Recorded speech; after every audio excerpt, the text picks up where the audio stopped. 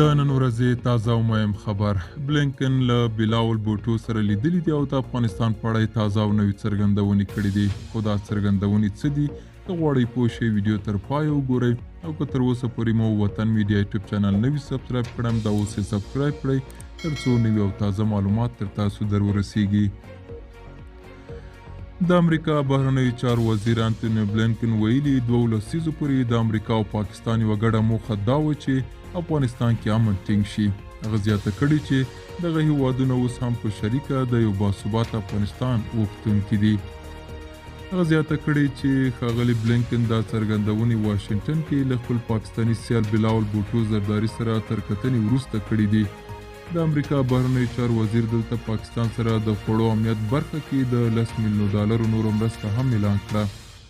هغه پاکستان کې وروستي سیلابونو ته په اشاره وویل چې هیواد یې د تیر په څیر د پاکستاني حکومت او ولس تر څنګ ولاړ دی. ښاغلي بلینکن زیاته کړه چې دوی وړاندې هم دغو سیلابونو کې له زیانمن شویو خلکو سره د $55 میلیون په ارزښت مرسته کړې ده. بلخوا د پاکستان بهرنیو چارو وزیر بیا وویل چې اوس یې هیواد کې د زرغونې انرژۍ د انقلاب وخت را رسېدلی او ګواکې د امریکا په همکارۍ دې برخه کې لسګونه پروژې پکې پیلېدی شي.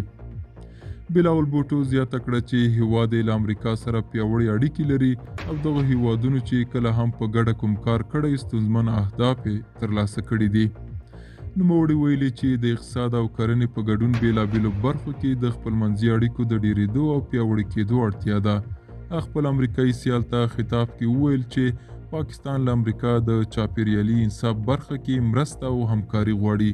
دا و زموږ نننۍ چمتو شوی ویډیو. تر بیا ښه وخت کې چارې.